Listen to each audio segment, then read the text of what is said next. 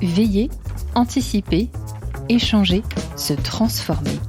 Bienvenue dans Les experts comptables de demain, le podcast de ceux qui font avancer la profession du chiffre. Je suis Marine et ce podcast vous est proposé par le CEG, un cercle de prospective sur l'avenir de la profession comptable. J'espère que cet épisode ouvrira pour vous le champ des possibles. Maintenant, prenez place et bonne écoute. Bienvenue dans ce nouvel épisode consacré au récit d'un projet digital à grande échelle en cabinet comptable. Je suis ravie de recevoir pour la 5e fois Nicolas Aurieux, expert comptable associé chez TGS France. Bonjour Nicolas, Nicolas, ravie de vous retrouver plutôt. Bonjour Marine. Alors Nicolas, TGS France, donc groupe pluridisciplinaire d'expertise de comptable, conseil, audit, paye et RH. Vous avez 130 agences, 1600 collaborateurs et 30 000 clients. Vous déployez MEG, mon expert en gestion de RCA, qui est une plateforme dédiée à la gestion en ligne des entreprises. Vous comptiez déployer MEG auprès de vos 5 000 clients en comptabilité de trésorerie sur les 30 000 clients que compte TGS France aujourd'hui. L'horizon du projet, donc, c'était un début de projet en 2023. Ça va s'écouler jusqu'en 2026. Et donc, la dernière fois que nous nous étions parlé, c'était en novembre 2023, il y a à peu près 6 mois de ça. Et vous étiez en passe d'atteindre les 3000 licences déployées avec une cadence de déploiement à l'époque qui était très élevée puisque vous étiez à 200 licences déployées par jour.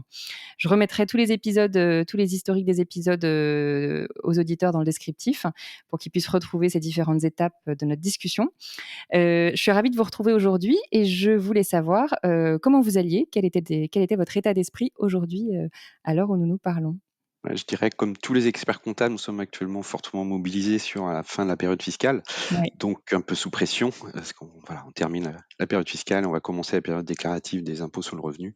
Donc voilà, aujourd'hui on est plutôt concentré sur ça. Exactement. Donc là, on est fin mai, à l'heure où on se parle, vous et moi, et je crois que cet épisode sera diffusé tout début juin, donc on sera quand même dans une temporalité assez resserrée.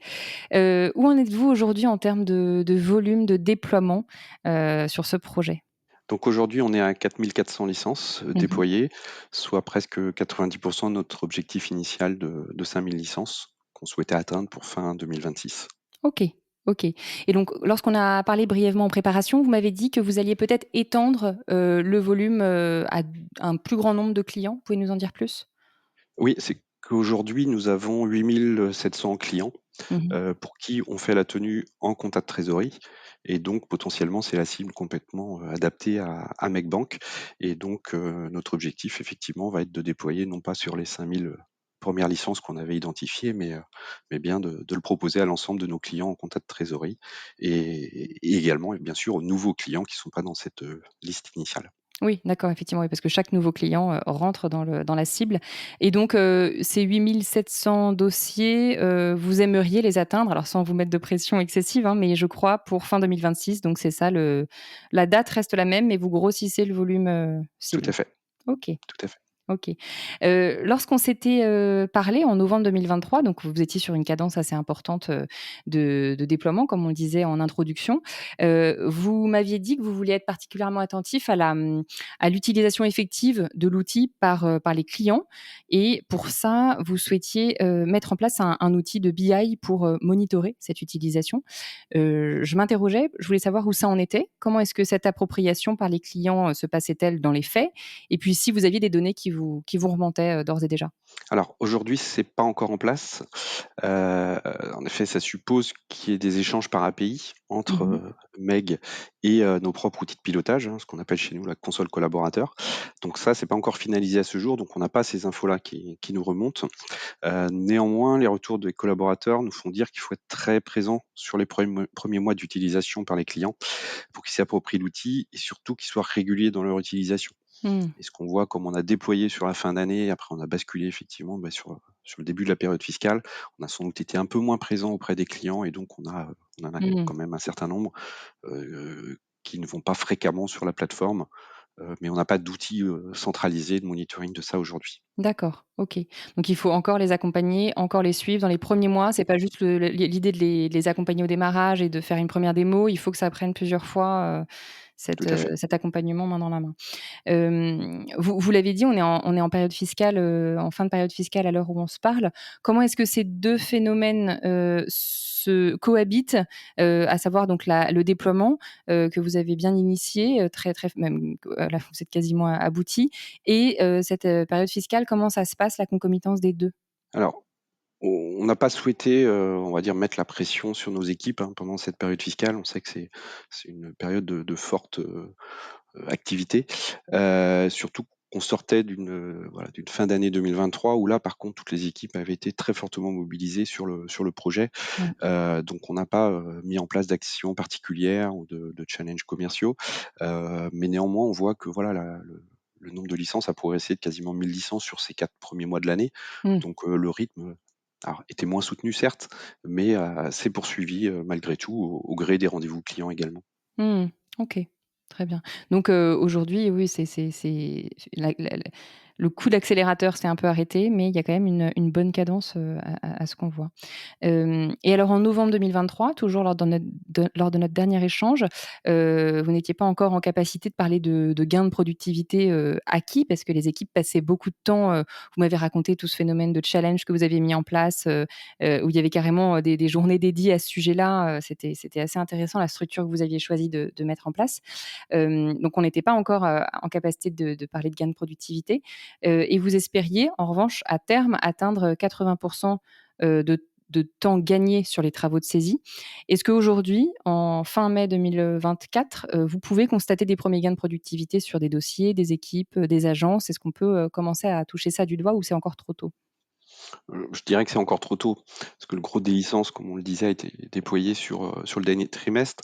Donc ça veut dire que toutes les clôtures qu'on a faites récemment, les dossiers, qu'on a sortis étaient traités, bah, pour en grande partie sur nos anciens outils, anciens process. Donc là, c'est pour ces dossiers-là, c'était un peu compliqué. Et puis sur les premiers mois de 2024, là aussi, selon le degré, on va dire, d'appropriation par les clients, sur les TVA par exemple, par les gestionnaires de données, le gain attendu, il n'est pas encore non plus, énorme dans la mesure où ça se fait petit à petit, portefeuille par portefeuille. Mmh, d'accord. Donc vous pensez que plutôt commencer à toucher ça du doigt à peu près quand ces gains de productivité, Plutôt après l'été. après l'été? OK. Bon, bah, ce serait intéressant qu'on s'en reparle à ce moment-là alors. Et est-ce que vous avez des retours des clients utilisateurs, sur la plateforme, la manière dont ils l'utilisent? Alors ceux qui l'utilisent, notamment particulièrement? Oui, alors, bah, il reste positif, hein, Mmh. nos premiers clients testeurs nous avaient fait des retours positifs. Ceux maintenant qui l'utilisent et sont beaucoup plus nombreux, nous confirment que l'outil est simple à prendre en main et que ça leur fait réellement gagner du temps sur leur gestion quotidienne et donc c'est très positif. OK. OK. Et du côté des équipes, comment ça se passe? Bah, là, je dirais, il y a 2 écoles. Les collaborateurs qui ont mis un nombre significatif de leurs dossiers sur Meg, nous font un retour positif parce que, voilà, ils ont eux-mêmes des retours positifs d'un nombre significatif Mmh. de clients.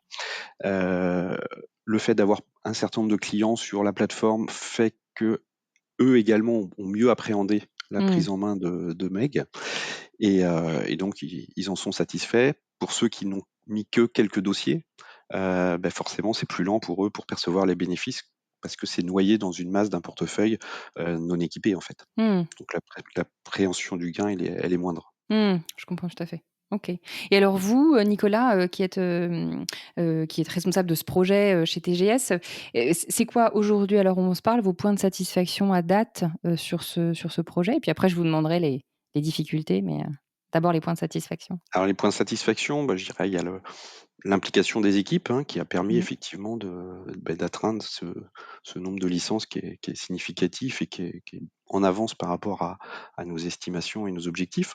Mmh. Donc cette 2e point de satisfaction, c'est évidemment cette volumétrie, hein, qu'on a atteinte Mmh. aujourd'hui et je dirais le 3e, c'est la réactivité, de RCA sur le développement d'amélioration de l'outil.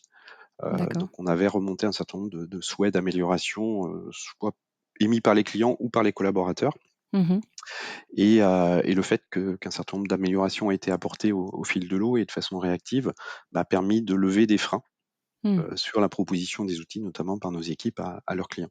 OK. Et est-ce que vous pouvez me donner un exemple d'une amélioration, qui aurait été, mise en place et du coup qui aurait trouvé vraiment, satisfaction? Ouais, bah, par exemple, la gestion d'une facture avec 2 taux de TVA. Auparavant, on avait entre l'ossérisation et l'affectation automatique quelques bizarreries qui pouvaient se produire où ce qui avait Ouais. été ossérisé n'était pas répercuté et donc ça a été adapté et du coup, maintenant ça fonctionne plutôt bien. OK, Donc voilà, un exemple, un exemple concret. OK, très bien. En termes de difficultés, on va dire ça plutôt des challenges, allez, pour être positif sur le projet. bah, je dirais le 1er challenge, c'est, de faire en sorte que les clients jouent le jeu sur l'outil, hein, que ça soit pas les collaborateurs qui fassent à leur place. Oui, Ça peut être le biais et la déviance. ouais, tout à fait. Et puis, 2e, enfin là, c'est plus une difficulté, c'est effectivement, bah, de pouvoir mesurer les gains de productivité.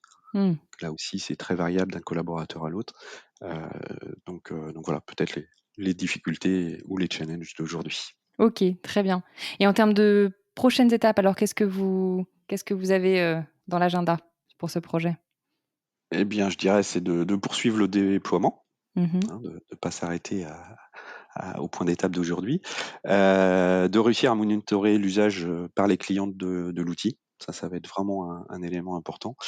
Et puis, on souhaite également lancer une grande enquête de satisfaction, tant côté client que côté, collaborateur, pour justement confirmer ce qu'on Mmh. se dit là, en fait, hein, Mmh. à la fois les retours des équipes, les retours des clients, pour, voilà, peut-être continuer à améliorer ou faire améliorer le dispositif, soit l'outil, soit l'implication de nos équipes dans le déploiement. OK, très bien. Donc je pressens peut-être qu'on pourrait se planifier une nouvelle discussion après l'été, quand vous aurez, lancé cette enquête, eu des résultats, et que vous aurez peut-être, identifié des gains de productivité, tangibles, sur le projet. Je pense qu'on pourrait se planifier ça, à la rentrée, 2024, après Sans l'été. problème, avec Super. plaisir. Bon, bah, je vous remercie Nicolas pour, cette nouvelle discussion, 5e de notre série. C'est toujours un plaisir de Merci vous à vous. retrouver et puis, bah, je vous souhaite une bonne fin de période fiscale et puis une super, fin de déploiement alors. À très Merci bientôt beaucoup, à Nicolas. bientôt. Merci. Merci, au revoir. Au revoir. Merci pour votre écoute. Si cet épisode vous a plu, n'hésitez pas à le partager autour de vous. Pensez à vous abonner sur les plateformes d'écoute pour découvrir de nouveaux contenus exclusifs.